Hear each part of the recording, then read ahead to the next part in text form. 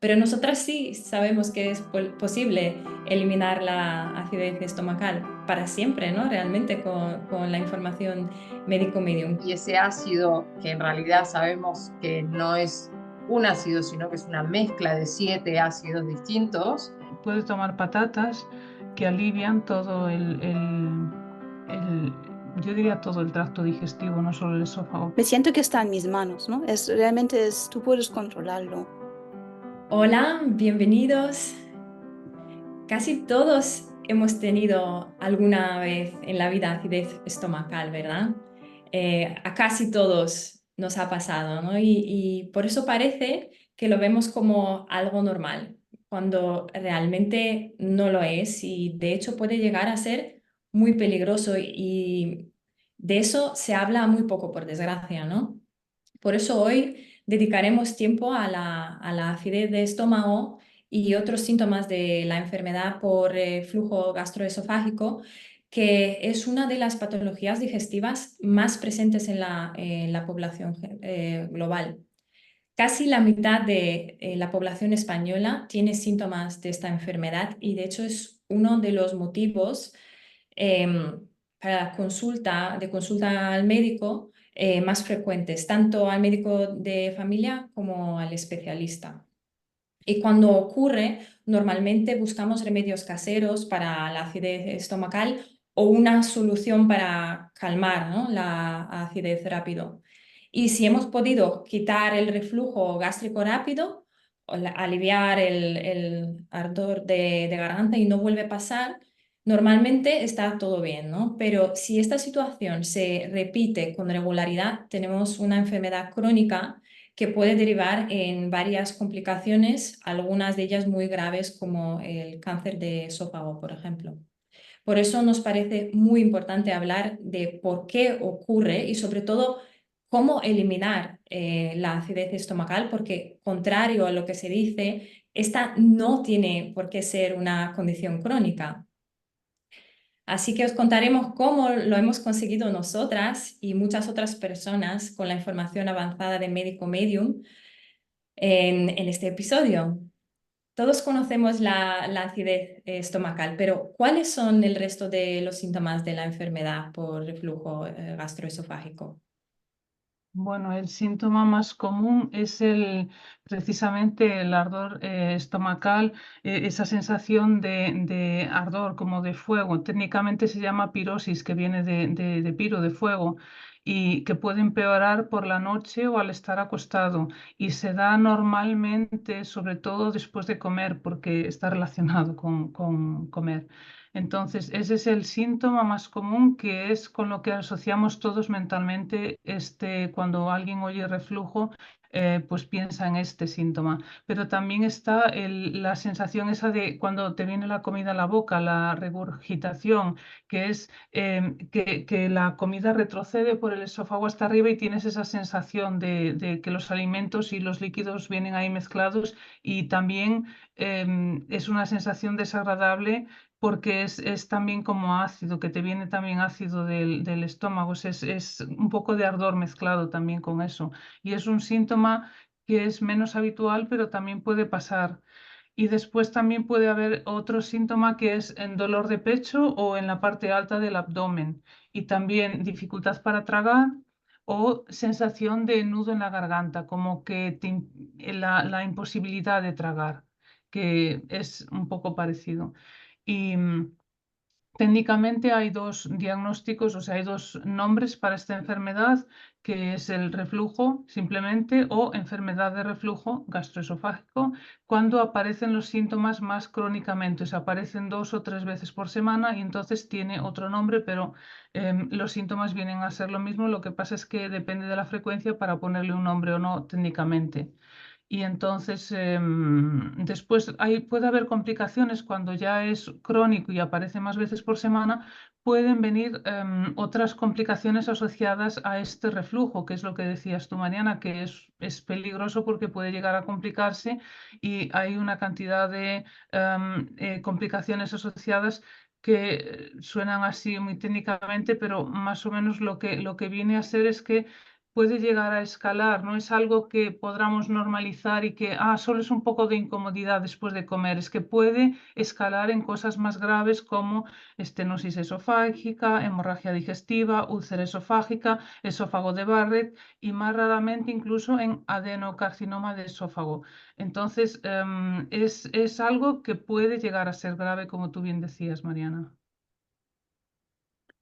Y después Pues para diagnosticar, perdona, para diagnosticar, la manera de diagnosticar pueden hacer pruebas y tal, pero normalmente con la historia clínica no se requieren más investigaciones porque cada uno ya lo siente, o sea, puede hacer un protocolo y decir, pues esta semana me ha pasado 2 o 3 veces, la otra me ha pasado 2 o 3 veces, el médico no va a estar contigo en tu casa viendo eso, quiero decir, cada uno tiene que observarse y ya puede ir al médico y decir, pues me pasa esto con tanta frecuencia y entonces ayuda al diagnóstico eso mismo. Perdona. no, yo iba a decir que yo lo pasé. em, Me empezaba de la primera vez cuando tenía 14 o 15 años. Me acuerdo muy bien de ese día porque era una sensación tan rara que de repente tenía todo esto lleno de sensación de ardor y acidez y pregunté a mis padres qué me está pasando y me dijeron, ¿qué comiste? Y justo había comido un trozo enorme del pastel favorito que hizo mi abuela junto con leche. Y me dijeron, pues es lo que has comido y ahora te he subido. La acidez es algo que puede pasar, pues no comas eso, pero es algo normal. Y de allí prácticamente no lo tenía cada semana ni cada mes, pero ha sido algo que me acompañaba durante toda mi vida. Era algo totalmente normal y menos mal que no sabía todos los problemas secundarios que puede crear. Em, pero creo que pasa a muchas personas que nos lo tomamos como algo normal que hace nuestro cuerpo. A lo mejor sí que nos hemos pasado un poquito de cantidad o de grasa, lo que sea, pero a mí me daba la sensación, bueno, es lo que hace mi cuerpo y es muy desagradable, pero no le daba mucho más pensamiento. Ujú. Sí, yo creo que todos, casi todos lo vemos como algo normal, ¿no? Y lo que a mí sobre todo me preocupa es que también los médicos lo ven ya como algo normal. Y muchas veces, a pesar de estas reglas, ¿no? Tan claras que ha mencionado ahora Mónica, ¿no? Si tienes los síntomas más de 2 veces por semana o así, pues ya se te diagnostica con la enfermedad. Por reflujo gastroesofágico, pero muchas veces no se va más allá, porque después las complicaciones sí que requerían más diagnóstico, porque es verdad que con la historia clínica, pues hablando, ¿no? Con cada uno de nosotros, pues si vemos que tenemos la acidez, el reflujo y tal, pues se puede diagnosticar ya y sabemos, ¿no? Que tenemos que pues prestarle más atención, ¿no? Pero a partir de ahí ya, por ejemplo, el esófago de Barrett y todas estas cosas, ¿no? Pues requieren una endoscopia, ¿no? Que son pruebas pues más, que requieren pues más recursos, suelen ser pruebas más caras también y claro, al ser una población tan grande que sufre de este problema, muchas veces pues se recorta un poquito, ¿no? Porque uno de los objetivos normalmente del control de estos síntomas, porque realmente veremos que la medicina lo considera una enfermedad crónica, ¿no? Que los síntomas se controlan, no se eliminan como tal. Se tienen que controlar teniendo en cuenta que los gastos tienen que ser los mínimos posibles, ¿no? Y yo creo que eso es preocupante, ¿no? Porque después se desarrollan estas condiciones muy graves. Yo he tenido una en mi familia y durante más de 20 años estaba todo bien. Simplemente, ¿no? Mi padre tenía acidez y ya está, no pasa nada. Se tomaba los antiácidos tal y como prescribía el médico, que ahora veremos, ¿no? Eh, eh, que se usa, qué herramientas se usan, ¿no? Para controlarlo, pero eso, ¿no? Lo que estabas comentando, ¿no? Lo vemos como algo normal y no solo los que sufren de ello, sino en general la sociedad. Mm. ¿Y qué exactamente dice la medicina? ¿Cuáles son las causas del reflujo gastroesofágico y qué tratamientos se usan para controlarlos? Pues nos explican que tenemos un esfínter que se llama esfínter esofágico inferior y más o menos para entender dónde está es la unión entre el esófago y el estómago, más o menos por allí se encuentra. Pues este esfínter se abre y se cierra. Cuando tiene que permitir que baje la comida y los líquidos, pues entonces se abre y después se debería tocar perfectamente para que no suba la acidez. Em, Esto sería una situación en una persona sana. Pero cuando esto no ocurre, cuando se debilita este esfínter, pues dicen, es como una cosa mecánica que no funciona del todo bien y permite que suba la acidez, ¿no? Ellos conocen unos factores de riesgo también, por ejemplo, tenemos la obesidad y esto es que hay más, explican que hay más presión intraabdominal por el peso y claro, nos causa más presión y hace que con más facilidad pueda subir la acidez. Luego está la hernia de hiato.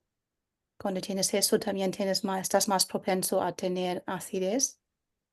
El embarazo, yo lo tuve más durante el embarazo porque los que somos madres sabemos que estás llena, notas que estás bien llena y claro, sube con más facilidad después de comer y solo puedes comer cantidades pequeñas. Nombran el fumar, que también es un factor de riesgo y típico cuando personas comen cantidades muy grandes y sobre todo por la noche, cuando después nos acostamos y estamos en horizontal, ¿no? Es más fácil que salga la acidez donde no tiene que ir. Luego también hay ciertos alimentos que dicen que desencadenan y lo llaman alimentos que relajan o reduzcan la presión del esfínter. Y también nombran alimentos grasos. Estos un poco son las causas y los factores que lo empeoran. Ujú. Eh, sí. Sí, la solución, como nombraste, si solo, como hubiera sido a lo mejor en mi caso, si solo son síntomas leves y ocasionales, se trata normalmente con antiácidos, que también creo que el bicarbonato, que mucha gente le gusta usar, es uno de estos remedios que hace la función de alcalinizar el estómago. Si ya hay la enfermedad del ERGE, de la enfermedad por reflujo gastroesofágico, pues hay dos tipos más de medicamentos que se pueden emplear. Están los procinéticos y antisecretores. Los antisecretores inhiben la producción de la acidez estomacal. Entonces, cambian la química prácticamente en el estómago para que el estómago pues no produzca tanta acidez. Y con eso intentan pues que no te pueda subir la misma cantidad o a lo menos que no sea tan fuerte. Am, lo que tú comentabas, Mariana, lo llaman una enfermedad crónica si tienes ERGE y es recurrente. Entonces es muy importante trabajar con más terapias para intentar evitar los síntomas que no ocurran tantas veces por los peligros que nombraste tú, Mónica, de incluso un cáncer que puede desarrollarse, ¿no? Entonces queremos prevenir todo eso. Y se suele recomendar ciertos cambios de hábitos de estilo de vida. Lo que comentaba antes, no estar horizontalmente, sino levantar el cabezal de la cama para dormir, para que no te suba esta acidez. Em, si tienes demasiado peso, intentar poco a poco perder este peso, dejar de fumar, comer cantidades pequeñas, pero más a menudo durante el día. Por la noche no comer cantidades copiosas y dejar de comer algunos alimentos Por ejemplo, hablan de las bebidas alcohólicas, porque en teoría hacen que se relaja la musculatura. Entonces se refiere al esfínter como un músculo y que relajaría el esfínter y también puede subir la acidez. Hablan de las infusiones de plantas aromáticas, algunas hortalizas incluso, chocolate, café y los alimentos muy grasos. Estos hay que reducirlo. Em, Se llama también, o se nombra también bebidas con gas, que son problemáticas para esta enfermedad, y también alimentos que irritan la mucosa esofágica. Se nombra el café, los cítricos, condimentos fuertes y comida fría o muy caliente. Para mí, en conclusión, pues está el énfasis en manejar el síntoma, ¿no? Evitar los síntomas, pero no se acaba de dar con la causa. Y entonces la causa sigue allí y está siempre en peligro de sufrir los síntomas. Exacto, los síntomas se van controlando, ¿no? De alguna manera, pero no se eliminan porque no se conoce la causa. Pero nosotras sí sabemos que es posible eliminar la acidez estomacal para siempre, ¿no? Realmente con la información médico-medium que hemos usado para esto y para otros problemas crónicos de salud que hemos tenido y que no han vuelto a ocurrir. Y eso es porque Anthony William, el autor de esta información en Médico Medium, siempre trabaja directamente en la causa de cada problema crónico. Y en este caso también, ¿verdad? Un momento. El poder de esta información mágica que está ayudando a millones de personas en todo el mundo está en compartirla. Si te quedas con los brazos cruzados, no sirve de nada. Para no perderte los próximos episodios, suscríbete a nuestro canal. Haz clic en la campanita y en las opciones de las notificaciones elige todas. Sí, no solo la causa, sino la solución al problema, ¿no? Que eso es lo que creo que más nos gusta, sobre todo a quienes hemos pasado muchos años buscando respuestas y no las hemos conseguido. Respuestas y soluciones. Desde lo que él nos cuenta, exceptuando cuando hay un problema físico, como puede ser una hernia de hiato o el embarazo, la causa es bacteriana, siempre. Y esto, como, porque uno dirá, bueno, pero ¿cómo es que llegan estas bacterias ahí, no? Y todo empieza por el hígado, siempre, el hígado y el estómago, sobre todo el hígado, porque el hígado es el encargado de procesar las grasas, ¿no? Y es el gran filtro del cuerpo. Entonces, cuando el hígado pasa mucho tiempo, años o décadas, eh, conteniendo cantidad de toxinas, como pueden ser virus, bacterias, metales pesados, dietas altas en grasa, todo eso, llega un momento que lo satura y su capacidad de generar bilis que sea lo suficientemente fuerte y para procesar esas grasas empieza a ser cada vez más débil, sus funciones empiezan a debilitarse porque no puede sostenerlo, ¿no? Y entonces ahí es donde el estómago viene a ayudar. Tiene que generar más ácido clorhídrico para poder romper esos alimentos y que lleguen lo más rotos, de alguna manera, a la parte de los intestinos, ¿no? Ahora, ¿qué pasa? Que llega un momento que las glándulas estomacales, que son las que ayudan a generar ese ácido clorhídrico, cierto punto ya no pueden compensar lo que no está haciendo la bilis, ¿no? Entonces, toda la parte digestiva empieza un poco a hacerse más débil y ese ácido, que en realidad sabemos que no es un ácido, sino que es una mezcla de 7 ácidos distintos, que es lo que detiene, no solo rompe los alimentos, sino que además detiene el paso de alguna bacteria o algún virus o algún patógeno que se pueda colar en la comida. Cuando eso no está lo suficientemente fuerte, los patógenos efectivamente pueden pasar, muchos se instalan en el estómago, en este caso en su mayoría es el streptococo o puede ser el Helicobacter pylori, y se instalan en la parte del estómago, quizás en la parte más baja de la bolsa en general, y del duodeno. Y eso no olvidemos que los patógenos se alimentan, como hemos hablado en otros vídeos, y se alimentan y también tienen desechos. Esos desechos generan un montón de gas, un montón de ácido, que es justamente el ácido que se sube por el esófago y que desconcierta de alguna manera, ¿no? Es lo que uno siente como el fuego y es lo que desconcierta un poco a los médicos, o como que ellos interpretan eh, como ácido de nuestro propio estómago que está simplemente malo, mal hecho, ¿no?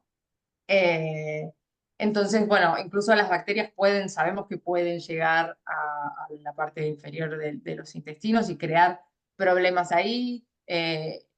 Esto por un lado, y por el otro, él sí que habla en este caso de que el estrés puede ser una causa, porque sabemos que el estrés lo que hace es generar mucha cantidad de adrenalina. Esa adrenalina es extremadamente ácida para nuestro cuerpo, este tipo de adrenalina, porque sabemos que no todas las adrenalinas son iguales. Y esto puede generar cambios químicos en el intestino, ¿no? Entonces puede ser otra de las causas. En general, la más común es la primera, digamos. Y entonces, ¿qué podemos hacer o cuál es la solución que él nos plantea? Principalmente son tres cosas. Ayudar al hígado, que es donde empezó todo, ¿no? Ayudar a restaurar el ácido clorhídrico del estómago y eliminar la causa, que son estas bacterias. Entonces, básicamente es un poco eliminar los alimentos problemáticos, que es lo que hablamos siempre. Tenemos un vídeo sobre esto, principalmente huevos, maíz, gluten, lácteos, soja, canola o ¿cómo se llama? Colza también, Bolsa. colza, sí. Y otros alimentos que los pueden ver en los vídeos anteriores. Tenemos reducir las grasas también, ¿no? Si queremos sacarle un poco de trabajo al hígado, reducir las grasas, la proteína animal, que es lo que más bilis requiere y que requiere una bilis mucho más potente, ¿no? Para disolver esos alimentos. Y traer un montón de alimentos vivos y alimentos sanadores que nos ayuden a restaurar ese ácido clorhídrico, a combatir la causa, así mientras que le dejamos de dar de comer con estos alimentos problemáticos, también ayudamos al cuerpo a que tenga herramientas para defenderse, ¿no? Bueno, con vitaminas, minerales, antioxidantes y todo esto. Es curiosamente uno de los alimentos problemáticos de los que hablamos es el café o la cafeína, y de hecho en esto sí coincide con la medicina convencional, ¿no? Porque el café es extremadamente ácido y a nuestro cuerpo guarda un montón de tiempo el café en el estómago para equilibrarlo y desacidificarlo de alguna manera para que pueda seguir su paso. Eso requiere un montón de trabajo de nuestro sistema digestivo. Entonces, definitivamente, sí, el café sería una de las cosas a dejar. Y como para traer, entre todos estos alimentos vivos de los que siempre hablamos, hay algunos que, por supuesto, destacan. El número uno de todos siempre es el zumo de apio. Es extremadamente sanador para todo el tracto digestivo. Le vuelve a dar vida a las suprarrenales, a las glándulas estomacales que están agotadas, le da vida al hígado, es antibacteriano, es antiviral, tiene un montón de propiedades que lo hacen como el suplemento número uno para poder liberarnos de estos síntomas. Y el segundo que a mí me gusta mucho es el zumo de pepino, que quizás no todo el mundo lo conoce, pero es excelente, es la mejor alternativa para quien no puede conseguir apio para hacerse zumo de apio, y alivia muchísimo toda esta parte, tiene una capacidad de refrescar mucho y aliviar cuando todo eso está caliente y tan irritado. Luego podemos mencionar, y como no, la aloe vera. La aloe vera, como hemos dicho en varios episodios, alivia los síntomas porque notamos cuando lo aplicamos a la piel, una quemadura, pues tiene el mismo efecto dentro de nuestros intestinos y dentro del estómago también.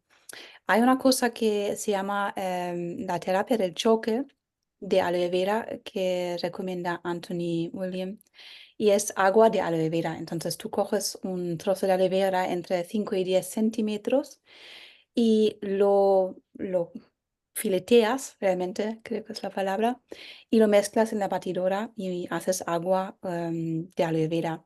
Y eso lo tomas cada 2 a 4 horas. Y si puede ser, lo haces durante 7 días. Si puedes menos, menos. Pero esto es muy recomendable a probar si te puede ayudar.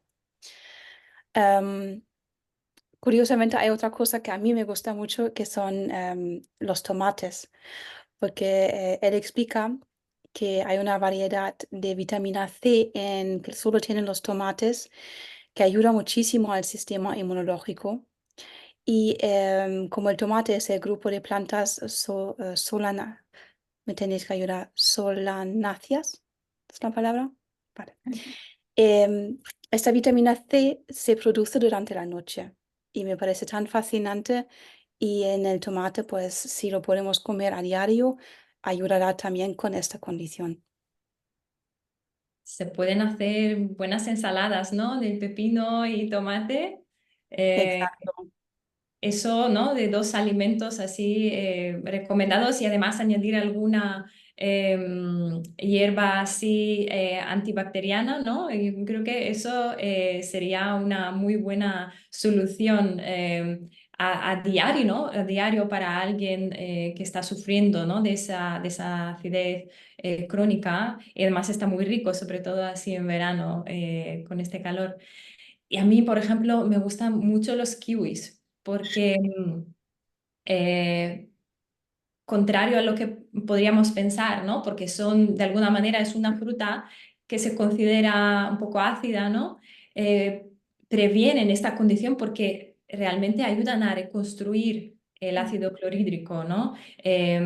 Hacen no lo mismo, no tanto como el zumo de apio, pero ayudan, ¿no? Trabajan en la misma dirección. Y después algo que podría chocar a mucha gente son los cítricos en sí, ¿no? Los limones, sobre todo, y las limas mejoran también la producción del ácido clorhídrico, por un lado, y por otro lado, además, son alcalinas, ¿no? Una vez en el cuerpo.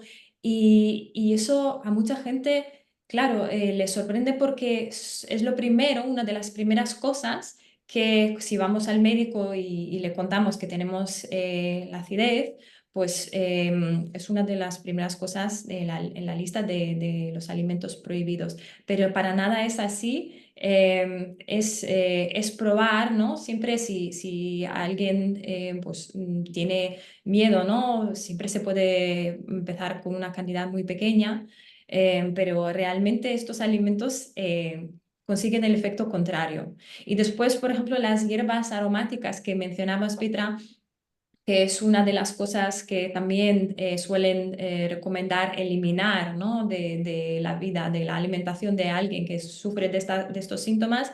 Es una pena porque realmente una infusión de melisa, por ejemplo, puede ser muy beneficiosa porque refuerza el sistema nervioso, ese nervio vago que conecta todo el tracto digestivo y reforzaría la función del esfínter esofágico, ¿no? Influyendo en ese nervio. Así que es una cosa que podría también incluir cualquiera. Es fácil encontrar una infusión de melisa y realmente verlo por sí mismo, ¿no? Y todavía si alguien tiene un caso más grave o un caso más agudo, puede tomar patatas que alivian todo yo diría todo el tracto digestivo, no solo el esófago, pero vamos. Y también se puede hacer para que el cuerpo tenga un descanso, hacer la monodieta, que es tomar solo patatas, si puede ser al vapor, claro, y acompañadas a lo mejor de lechugas y tal, pero una temporada, no para siempre tomar patatas, pero para rebajar los síntomas, si es un caso agudo, vendría muy bien tomar patatas porque le hacen bien a todo el sistema digestivo y en particular al reflujo le viene bien.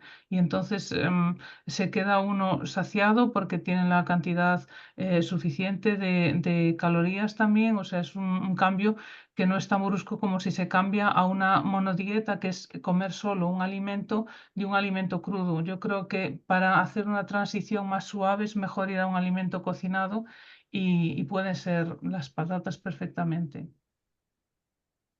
Y a ti te ha ido bien, ¿no, Petra, con estas soluciones? ¿Qué tal después de implementarlas? Pues ya es uno de estos síntomas que me olvidaba de que lo tenía, porque no era tan grave que cada día pensaba en él, pero algún día, no sé, estaba en una comida, alguien dijo, oh, qué acidez me da, y yo estaba como, bueno, hace muchos años que ya no tengo acidez. Entonces, sin buscarlo, me funcionó de maravilla. Sí, a veces cuando yo personalmente para mí no me sienta muy bien cualquier tipo de cereal. O sí, hay varios cereales que se pueden emplear en los protocolos de médico medium. Tenemos la avena, tenemos mijo, podemos comer un poco de arroz también. Y cuando tengo como las defensas bajas y comido a lo mejor demasiado de eso, de vez en cuando noto como el recuerdo a esto era como el principio de subir un poco la acidez. Y eso tiene mucho sentido porque sabemos que el estreptococo, por ejemplo, es uno de estos bichos, estas bacterias que son muy hábiles y que son muy difíciles de matar y les gusta mucho el ambiente un poco ácido que crean los cereales dentro de nuestro cuerpo.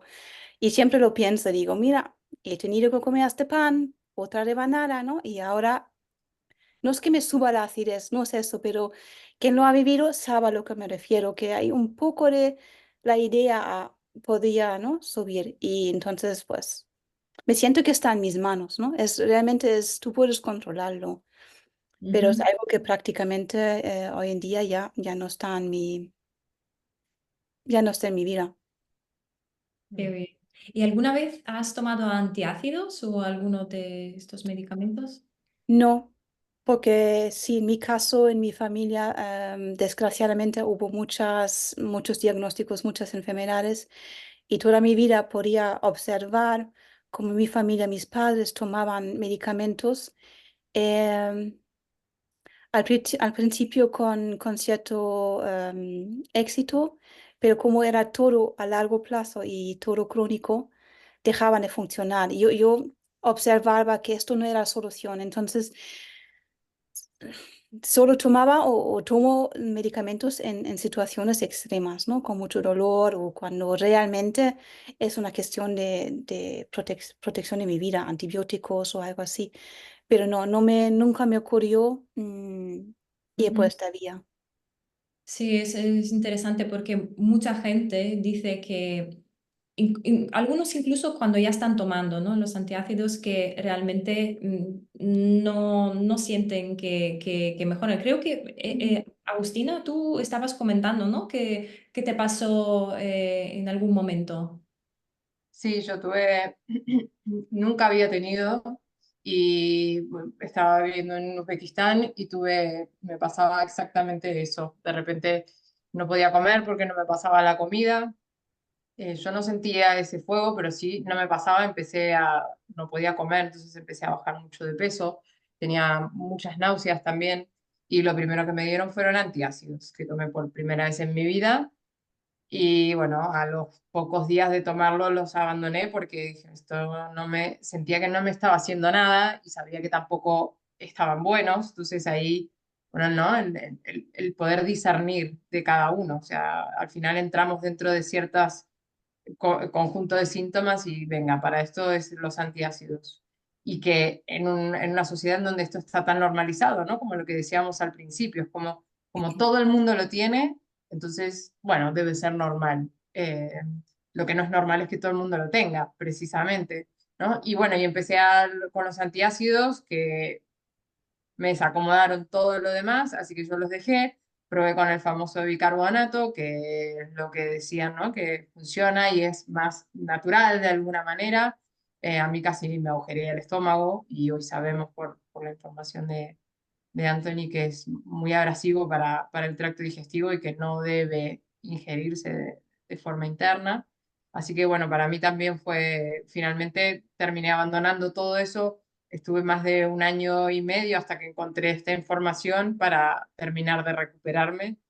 No tuve muchas respuestas tampoco al respecto. Para mí, en general, lo que decía Mónica, las monodietas son una de las herramientas más poderosas que existen para sanar toda la parte digestiva. Si alguien no sabe de lo que es una monodieta, van a encontrar todo el detalle en el libro Limpiar para Sanar, con las especificaciones exactas de todo lo que hay que comer. Nosotros lo mencionamos un poco, ¿no? Pero para que tengan una idea, y básicamente es lo que decía Mónica, es dejar de darle un respiro al sistema digestivo para que pueda sanar. Y a mí fue una de las cosas que más me ayudó. Mi problema principal no era la gastritis, fue parte de la acidez, fue la gastritis, no, la acidez, perdón, pero al final me ayudó, sin quererlo, me ayudó con todo. Mm. Sí, es interesante, ¿no? Que nos cuentes eso porque hay mucha gente que incluso después de dejar de tomar antiácidos, ¿no? Los que sean, sienten que están peor, ¿no? Y eso es porque realmente esos antiácidos suprimen esa secreción en las glándulas estomacales y claro, no, simplemente la empujan, la suprimen, la empujan más abajo y después cuando una vez dejan de tomarlos, salen como un volcán, todos esos ácidos que estaban suprimidos en el cuerpo y por eso mucha gente está sufriendo, ¿no? En ese sentido también, o ya mientras lo están tomando.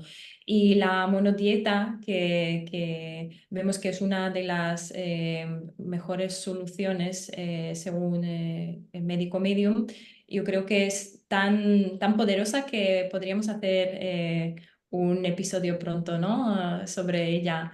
Igual que hicimos sobre el hígado, ¿no? Que también, como comentabas antes, es una de las causas principales el mal funcionamiento del hígado, que ya tenemos un episodio sobre ello. Recomendamos que lo veáis porque todo cobra sentido, ¿no? Una vez que entendemos cómo funciona el hígado, creo que pronto sacaremos un episodio sobre la monodieta y otras herramientas.